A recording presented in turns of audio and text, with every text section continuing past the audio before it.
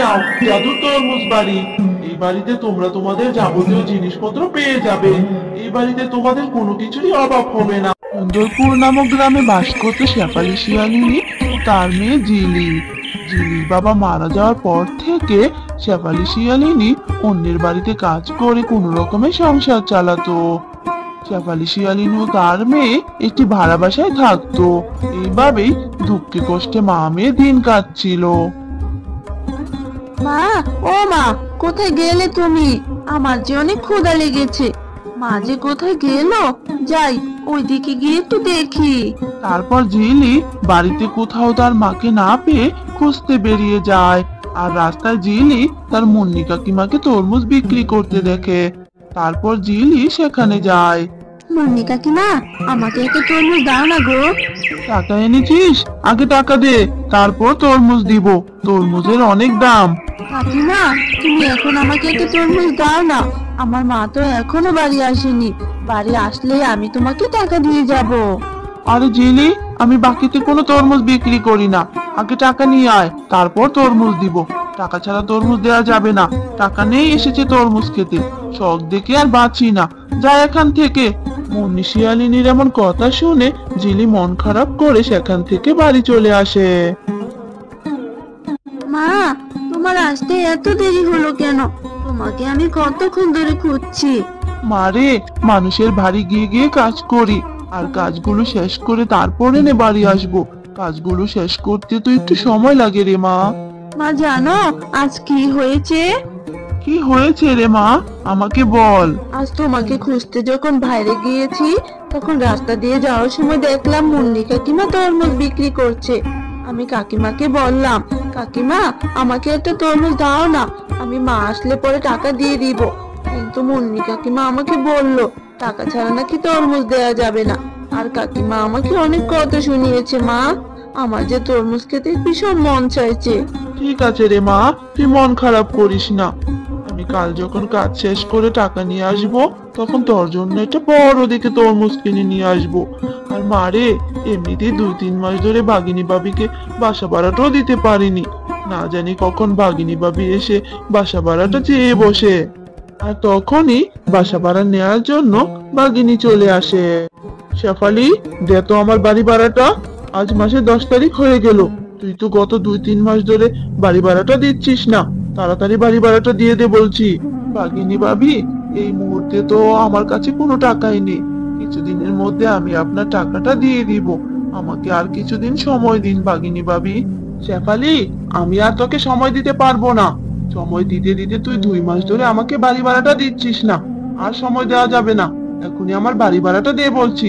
আর যদি বাড়ি ভাড়া দিতে না পারিস, তাহলে এক্ষুনি আমার বাড়ি থেকে বেরিয়ে যা বলছি। আমি ভালো ভাড়াটিয়া দেখে বাড়িটা আবার ভাড়া দিয়ে দিব। তারপর বাঘিনী বাড়ি ভাড়া দিতে না পারায় শেফালি শিয়ালিনী ও তার মেয়েকে বাড়ি থেকে বের করে দেয়। তারপর মা ও মেয়ে অন্য বনে আশ্রয় নেওয়ার জন্য ঘুরতে থাকে। আর হাঁটতে হাঁটতে তারা গভীর বনে চলে যায়। মা, ও মা, আমি যে আর হাঁটতে পারছি না। আমার পাটা যে ব্যথা হয়ে গেল মা। মা ঝিলি, তুই আর কান্না করিস না রে মা। আমিও যে আর হাঁটতে পারছি না। মা রে, বাগিনী বাবিকে বাড়ি ভাড়া না দিতে পারায় আমাদেরকে বাড়ি থেকে বের করে দিয়েছে। তোর বাবা মারা যাওয়ার পর থেকে কত কষ্ট করে এই সংসারটা চালাচ্ছি। দুবেলা খাবার জোগাতেই কত কষ্ট করতে হয় আমাকে। সেখানে বাড়ি ভাড়াটা কোথায় থেকে দিব রে মা বল? আশেপাশে কোথাও কোনো বাড়ি ঘরও দেখছি না রে মা। আমি বুঝতে পারছি তোর যে অনেক কষ্ট হচ্ছে। চল মা, আমরা গাছের নিচে বসে একটু বিশ্রাম নেই। মা, আমার যে অনেক ক্ষুধা পেয়েছে। আমার অনেক কষ্ট হচ্ছে মা। সেই কখন থেকে না খেয়ে আছি। আমি আর পারছি না মা। দুষ্টতান্ত্রিক, তুই যাই করিস না কেন, আমাকে তুই বেশিক্ষণ আটকে রাখতে পারবি না। আমি ঠিক বেরিয়ে আসবো। আমার প্রাণ থাকতে তোকে কখনো আমার জাদুর কাঠি দিব না। ঠিক আছে, তুই যদি তোর জাদুর কাঠি না দিস, তাহলে আমিও তোকে আর বাঁচিয়ে রাখবো না। তুই যা করার করে নে। আমি তোকে কিছুতেই আমার জাদুর কাঠি দিব না। মা দেখো, এই তান্ত্রিকটা মনে হচ্ছে পরীটাকে মেরে ফেলবে। চলো মা, আমাদেরকে ওই পরীটাকে বাঁচাতে হবে। হ্যাঁ রে মা, তুই ঠিক কথাই বলেছিস। আমাদেরকে ওই পরীকে বাঁচানো উচিত। তুই এখানে দাঁড়া, আমি কিছু একটা করছি। তারপর শেফা শিয়ালিনী দৌড়ে গিয়ে তান্ত্রিকটাকে একটি লাথি দিয়ে আগুনের কুণ্ডলীর মধ্যে ফেলে দেয়।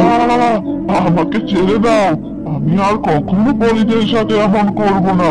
এবারের মতো আমাকে বাঁচাও।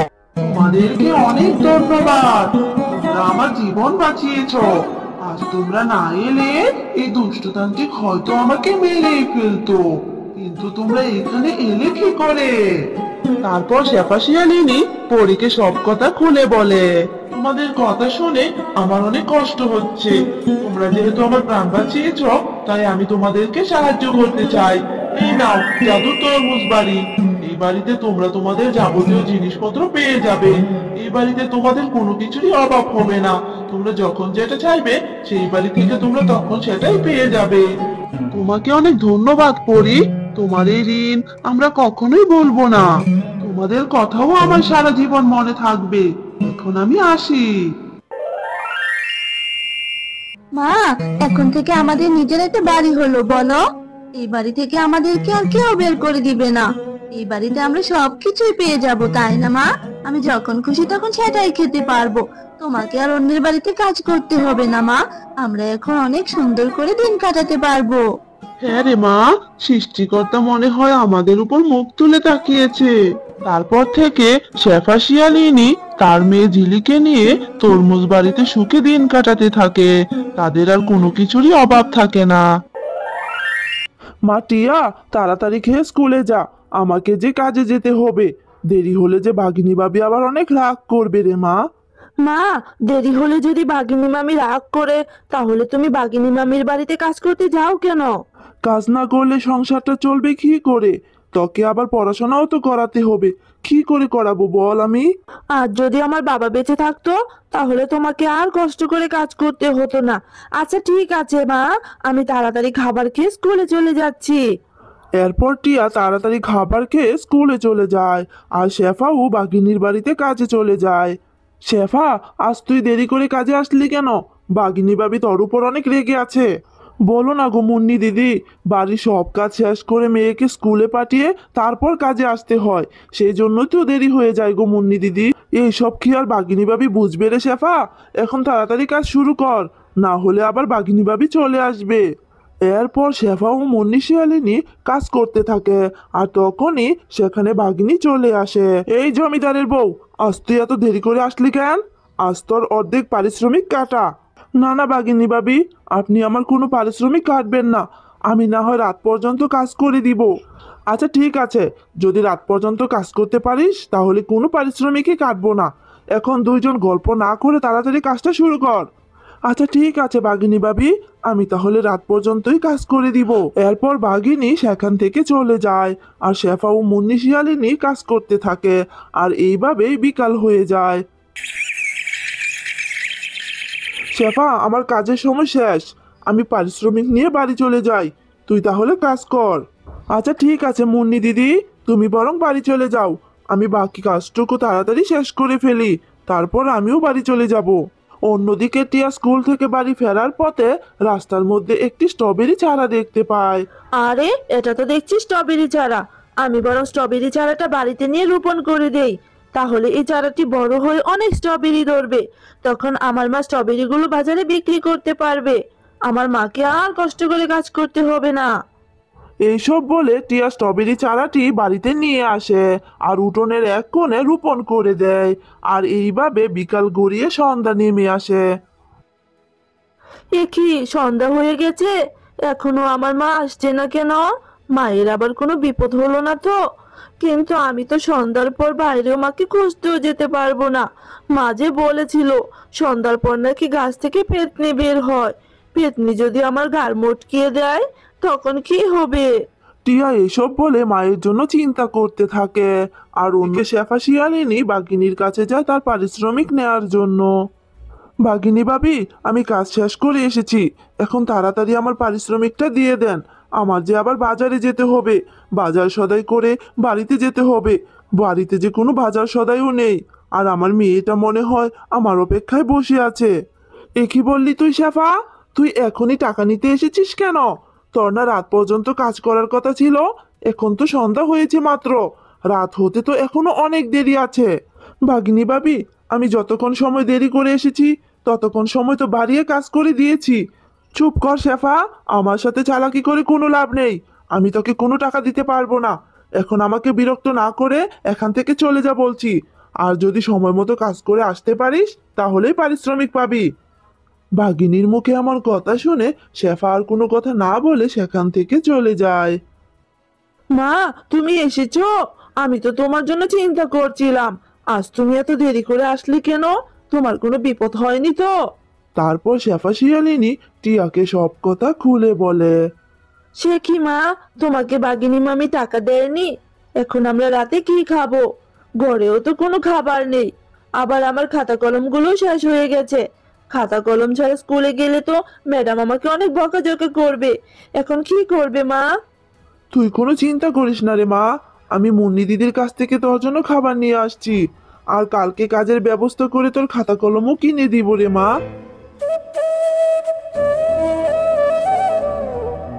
ইস, এই মাউমের কত কষ্ট। আমি যদি এখান থেকে মুক্ত হতে পারতাম তাহলে এদেরকে সাহায্য করতাম। কিন্তু আমাকে মুক্ত করার জন্য কেউ এত বড় ঝুঁকি নিজের কাঁধে নিবে না। আমি জানি না আর কখনো এ গাছ থেকে মুক্ত পেয়ে আমাদের রাজ্যে ফিরে যেতে পারবো কি না। আমাকে কেউ কি সাহায্য করবে? সে কি, আমাদের বাড়িতে কে কান্না করছে? কাউকে তো দেখতেই পাচ্ছি না। কান্নার আওয়াজটা তো মনে হচ্ছে স্ট্রবেরি চারা থেকে এসেছে। আমি বরং বাইরে গিয়ে দেখি তো। কে কে কান্না করছো? সামনে এসো, সামনে এসো বলছি। কাউকে তো দেখতেও পাচ্ছি না। তাহলে কি ভূত কান্না করছে নাকি? ওরে বাবা রে, আমি পালাই। ভয় পেও না টিয়া, আমি হলাম পরী। আমি কোনো ভূত নই গো। এক ডাইনি আমাকে স্ট্রবেরি চারা বানিয়ে রেখেছে। টিয়া, তুই আবার কার সাথে কথা বলছিস? কাউকে তো দেখতেও পাচ্ছি না। যা ঘরে যা, তোর জন্য খাবার নিয়ে এসেছি। তারপর টিয়া তার মাকে সব কথা খুলে বলে। পরী, ডাইনি তোমাকে এখানে কেন বন্দি করে রেখেছে? আর তোমাকে এখান থেকে মুক্ত করার কি কোনো উপায় নেই? একদিন আমি যখন তোমাদের বনের ভিতর দিয়ে যাচ্ছিলাম তখন দেখলাম ডাইনি তোমাদের বনের ফলগুলো ছিঁড়ে নষ্ট করছিল। আর সেটা দেখে আমি বাধা দিয়েছিলাম বলে ডাইনি আমাকে স্ট্রবেরি গাছে বন্দি করে রেখেছে। তবে আমাকে মুক্ত করার কাজটি খুবই কঠিন। তুমি এত কঠিন কাজটি করতে পারবে না শেফা। না পারি, তবু তো চেষ্টা করে দেখতে পারি। তুমি বলো পরি, আমাকে কি করতে হবে? আমি দেখি তোমাকে মুক্ত করতে পারি কি না। জঙ্গলের গভীরে এক স্ট্রবেরি ঘরে ডাইনি থাকে। ওই ঘরে ঢুকে তুমি যদি ডাইনির জাদুর কাঠিটা ভেঙে ফেলতে পারো তবে এই ডাইনি বর্ষ হয়ে যাবে আর আমি মুক্ত হয়ে যাব। কিন্তু কাজটি অনেক সাবধানে করতে হবে। ওই ডাইনি যদি বুঝতে পারে তাহলে যে তোমার আর রক্ষা থাকবে না। আমি চাই না আমার জন্য তুমি বিপদে পড়ো শেফা। আমি তাহলে কাল সকালেই জঙ্গলে যাব, কারণ এখন রাতের বেলা গেলে তো বিপদ হতে পারে। হ্যাঁ হ্যাঁ, তুমি তাই করো শেফা। তুমি বরং কাল সকালেই যেও। এরপর শেফা ও টিয়া ঘরে চলে যায়। আর এইভাবে রাত কেটে সকাল হয়ে যায়। আর সকাল হতেই শেফা ও টিয়া জঙ্গলে যাওয়ার উদ্দেশ্যে রওনা দেয়। আর কিছুক্ষণের মধ্যেই তারা জঙ্গলের গভীরে পৌঁছে যায়। আর জঙ্গলের গভীরের মধ্যে একটি স্ট্রবেরি ঘর দেখতে পায়। মা, ওই যে দেখো, একটি স্ট্রবেরি ঘর। তার মানে ডাইনি এই ঘরেই থাকে। আমরা এই ঘরে কি করে যাব মা? আমার মাথায় একটা বুদ্ধি এসেছে টিয়া। আমি ডাইনির মতো কণ্ঠ করে ডাইনিকে বাহিরে ডাকবো। আর তুই সেই সুযোগে ডাইনির ঘরে গিয়ে ডাইনির জাদুর কাঠিটা ভেঙে ফেলবি। ঠিক আছে রে মা? আচ্ছা ঠিক আছে মা, তুমি বরং তাই করো। দিদি, ওই দিদি, ঘরে আছিস? আমি যে বড় বিপদে পড়ে গেছি গো দিদি। বাহিরে আয়, আমি পাশের বনে ডাইনি বলছি। তাড়াতাড়ি বাহিরে আয় গো দিদি। পাশের বনে ডাইনির আবার কি হলো? বাহিরে গিয়ে দেখি তো। কোথায় রে ডাইনি? আমি তো তোকে কোথাও দেখতে পাচ্ছি না। তাহলে কি করে সাহায্য করব? হি হি হি, আমি ঝোপঝাড়ের আড়ালে পড়ে আছি গো দিদি। ঝোপের আড়ালে চলে আয়, আমাকে সাহায্য কর গো দিদি। হি হি হি হি। এরপর ডাইনি ঝোপের আড়ালে চলে যায়। আর সেই সুযোগে টিয়াও ডাইনির ঘরে প্রবেশ করে। ডাইনির জাদুর কাঠি যে কোথায় রেখেছে কে জানে। এই তো, ওই তো পেয়ে গেছি আমি। এরপর টিয়া ডাইনির জাদুর কাঠিটি হাতে নিয়ে ভেঙে ফেলে, আর সাথে সাথেই ডাইনির শরীর থেকে ধোঁয়া বের হতে থাকে। এ কি হলো আমার? আমার শরীর থেকে ধোঁয়া বের হচ্ছে কেন? তার মানে আমার ঘরে ঢুকে কেউ জাদুর কাঠিটা ভেঙে ফেলেছে? না না, এ হতেই পারে না। এইসব বলতে বলতেই ডাইনি সেখানেই ধ্বংস হয়ে যায়, আর শেফা ও টিয়া তাড়াতাড়ি করে সেখান থেকে বাড়ি চলে আসে। তোমরা এসেছো, আমি যে মুক্ত হয়ে গেছি। তোমাদেরকে অনেক ধন্যবাদ। আজ তোমাদের জন্যই আমি মুক্ত হলাম। এই নাও 2 হাঁড়ি স্বর্ণ মুদ্রা। এইগুলো বিক্রি করলেই তোমাদের অভাব কেটে যাবে। আর তোমাদের কোনো সাহায্য লাগলে আমাকে স্মরণ করো, আমি সাথে সাথেই চলে আসব। পরি, তোমাকে অনেক ধন্যবাদ আমাকে সাহায্য করার জন্য। এখন আমরা দুবেলা দুমুঠো ভাত পেট ভরে খেতে পারবো, আর আমার মেয়েকেও পড়াশোনা করাতে পারবো। তোমরা ভালো থেকো শেফা।